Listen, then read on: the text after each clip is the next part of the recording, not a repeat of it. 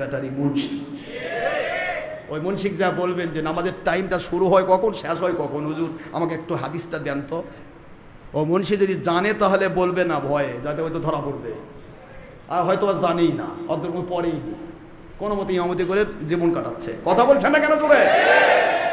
আপনাকে জানতে হবে। না জানতে গেলে যে আমাদের হাদিস দেওয়া আছে, একবারে ফিরিস্তি দেওয়া আছে, জুমা এবং জোহর শুরু হয় কখন, শেষ হয় কখন, একবার টাইম, এবারে বুখারি মুসলিমের হাদিসের নাম্বার দিয়ে দিছি, ওটা তুলে দেন হুজুরের সামনে তুলে দেন। হুজুর আমি তো জানি না হুজুর, আপনি দেখেন তো হুজুর এটা ঠিক আছে। যদি মুন্সি কয় যে ঠিক নাই, তো সাথে সাথে কোরআন হাদিস অস্বীকারী তো ইমানদার, কি কন? ও ঠিক বলবে, বলতে বাধ্য, কিন্তু জানেই না, অনেকে না জেনেই মিথ্যা কথা বলে। কেন? আমি টাইম দিচ্ছি, এক জামানা সোহবতে বাউলিয়া বেহেতেরাজে সাত সতে থলে তো আর বেরিয়া। একটা মুহূর্ত কাল যদি কোনো হক্কানি আল্লাহ ওয়ালা চেহারার দিকে তাকে আল্লাহ পাওয়ার আশায় কেউ বসে থাকে, তাকে 100 বছর বেরিয়া কবুলযোগ্য নফল নামাজ হচ্ছে উত্তম বদলা দেওয়া হয়। এই কথাটাকে কন্ট্রোল করার জন্য এখানে আপনারা এসেছেন, আমরা অনেকে এসেছি, আমরা গুনাহগার, অনেক আল্লাহওয়ালা আছে না নেই? আমরা যে সময় দিচ্ছি, হুজুর আবার বলেছেন রমজান মোবারক একটা নফল, অন্য মাসে একটা ফরজের সমান। তাহলে এই মাসে যে আলোচনা করা হলো ওয়াজিব, আর শোনা ওয়াজিব, আলোচনা করা সুন্নত, তাহলে সুন্নত আমল হচ্ছে, ওয়াজিব আমল হচ্ছে। অন্য মাসের 70টা ওয়াজিবের সমান, সুবহানাল্লাহ বলবেন না? এরপরে হুজুর আবার বলেছেন একটা মাসলা শিখেছো কোনো হক্কানি আলেমের কাছে, এর বিনিময় পাবে কমের পক্ষে 500 রাকাত নামাজের সমান। এমনকি 1 মিনিট টাইম আপনি আল্লাহ রাস্তায় ব্যয় করবেন, আল্লাহকে পাওয়ার জন্য, কোনো কোম্পানির জন্য নয়, নবীকে পাওয়ার জন্য, আল্লাহকে পাওয়ার জন্য 1 মিনিট টাইম যদি আপনি ব্যয় করেন, এর বিনিময় দেওয়া হবে কমের পক্ষে 700 মিনিটের সমান। তাহলে আমরা যে সময়টা দিচ্ছি, এই সময়টা কাক দিচ্ছি?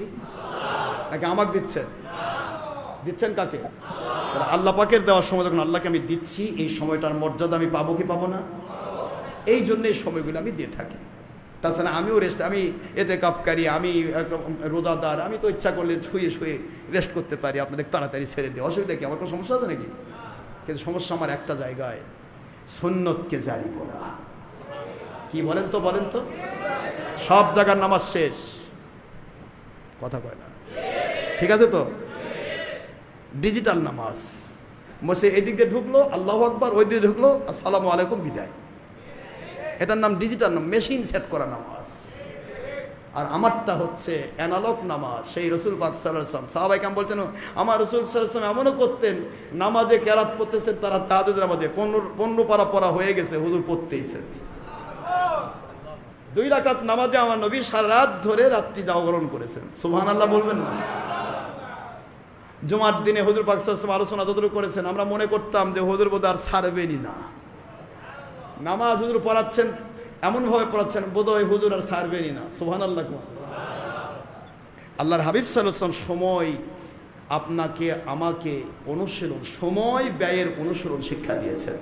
সময় ব্যয়ের অনুশীলন আর ক্ষুধার তাড়না, এই 2টা অনুশীলন যদি কোনো মুসলমানের না থাকে, ও আল্লাহর জন্য জান দিতে পারবে না। ওর সময়ের কারণে এবং ক্ষুধার তাড়নায় ও জান দেওয়া বাদ দিয়ে দৌড় দেবে আরেক দিকে পারবে। আল্লাহর জন্য জান দেওয়ার জন্য প্রথম সময়ের অনুশীলন, আল্লাহর জন্য সময় দিচ্ছি, কোনো টেনশন নাই, প্রতি মিনিটে পাবো 700 মিনিটের সময়, তাকাবারই টাইম নেই। আরেকটা লোক ক্ষুদা লাগছে, তো কী হয়েছে? সাহাবায়ে কেরাম 7 দিন না খাই থাকছে, নবীজি পাক সাল্লাল্লাহু আলাইহি ওয়াসাল্লাম চেহারা দেখে সাহাবায়ে কেরামের ক্ষুধা নিবারণ হয়ে গেছে, সুবহানাল্লাহ। তা আমি না হয় আজকে 1 সন্ধ্যায় খাইনি, তা কী হয়েছে?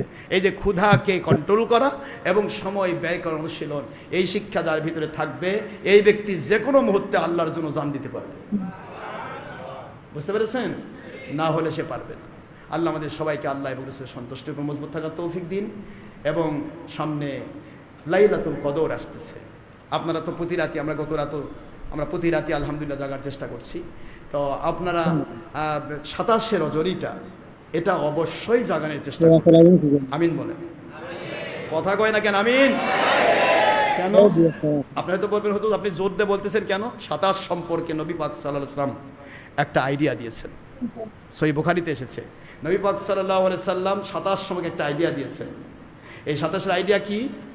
আবু হানিফা রাহমাতুল্লাহকে বলা হলো, হুজুর 27 তারিখে যে শবে কদর হয় তার প্রমাণ আপনি দেন, আপনি তো 27 তারিখে শবে কদরের ব্যাপারে বলেছেন। তিনি বললেন যে হুজুর পাক সাল্লাল্লাহু আলাইহি ওয়াসাল্লামের আইডিয়া মোতাবেক আমি বলতে চাই, কোরআন শরীফে সূরাতুল কদরের ভিতরে আল্লাহ পাক সূরা কদর শব্দটা, লাইলাতুল কদর শব্দটা আল্লাহ পাক 3 বার ব্যবহার করেছেন। কয়বার? জোরে বলতে হবে। ইন্না আনজালনাহু ফি লাইলাতিল কদর ওমা আদরাকা মা লাইলাতুল কদরি খায়রুম মিন আলফি শাহর।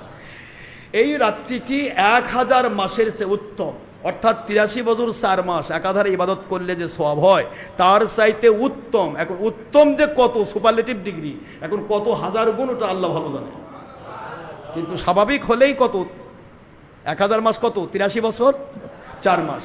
তো এই যে 83 বছর 4 মাস একটা রাতের মর্যাদা আপনি পাবেন। এই 83 বছর 4 মাসের মর্যাদার রাতটার নাম বলা হলো লাইলাতুল লাম ইয়ে লাম তা, 4টি আলিফ লাম কফ দাল, কয়টা হলো 5টা, 4 আর 5 9টা।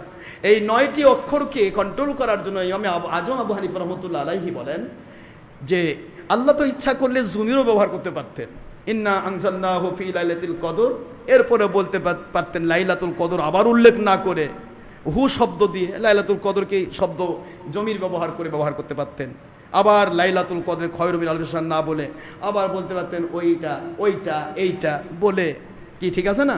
প্রথম বলেছি রহিম আসলো, তারপরে রহিম করে, রহিম খায়, বারবার বলে নাকি সে খায় সে করে, কথা বলছেন না কেন? তো ইচ্ছা করলে আল্লাহ 3 বার কেন লাইলাতুল কদর ব্যবহার করা লাগবে? এই উদ্দেশ্য হচ্ছে এর ভিতরে মারেফত ঢুকে দেওয়া, সাথে সে রচনীতেই লাইলাতুল কদর নাজিল হয়।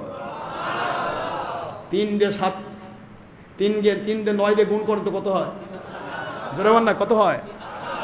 হ্যাঁ, এই ইন্না আনজালনাহু ফি লাইলাতুল কদর ওমা আদরাকা মা লাইলাতুল কদর লাইলাতুল কদরি খায়রুম মিন আলফি শাহর। এই যে বারবার লাইলাতুল কদর শব্দ ব্যবহার করা, এটা কোরআন শরীফের আয়াতের কোনো ভুল নয়। উদ্দেশ্য হচ্ছে মারেফতের পজিশন হাসিল করা। খুঁজপার তো কইছি শেষ দশকের বেজর রাত্রিতে, কিন্তু যদি তোমার খোঁজার জ্ঞান থাকে তোমার কোরআনের আয়াত দিয়েই তুমি খুঁজে নাও। এই জন্য লাইলাতুল কদর শব্দটা এটা আপনার স্বাভাবিকভাবে 27 তারিখে হয়ে থাকে, এটা ইমাম আজম রহমতুল্লাহর দলিল এবং মত। জোরে বলুন সুবহানাল্লাহ। ঠিক আছে তো, লাইলাতুল কদর জাগবেন তো ইনশাআল্লাহ। আর এই মাসে তো আপনি জানেনই, আপনি একবার আল্লাহ বলা অন্য মাসে 1000 বার আল্লাহ বলা সে উত্তম। একবার দরুদ পড়া অন্য মাসে 1000 বার দরুদের সে উত্তম। ফরজ 70 ফরজের সমান 70 700 গুণ, আবার নফল ফরজের সমান একটা ফরজ 700 গুণ। সুবহানাল্লাহ বলবেন না? এগুলি আল্লাহ পাক প্রদত্ত নিয়ামত। আসুন আল্লাহ সবাইকে আমাদেরকে কবুল করুন। ওমা আলাইনা ইল্লাল বালাগুল মুবিন। হাদা মা ইনদি মানফাত ওমা ইনদাল্লাহি ওয়া রাসূলিহি সাল্লাল্লাহু আলাইহি ওয়াসাল্লাম। বাক সুবহানাকা আল্লাহুম্মা ওয়া বিহামদিকা আশহাদু আল লা ইলাহা ইল্লা আনতা আস্তাগফিরুকা ওয়া আতুবু ইলাইকা। আবারও বলছি, আজকে তো আমি দেরি করে ফেললাম, আবারও বলছি 1:30 থেকে 15:00 পর্যন্ত নামাজ পড়ার চেষ্টা করব যদি সম্ভব হয়। আপনারা থাকেন, ঠিক আছেন তো? তার যেটা বেড়ে যাচ্ছে এটা আমরা গুণকে গুণ সওয়াব পাবো মালিকের কাছে, ঠিক না? ঠিক বলুন। আসসালামু আলাইকুম ওয়া রাহমাতুল্লাহি ওয়া বারাকাতুহু।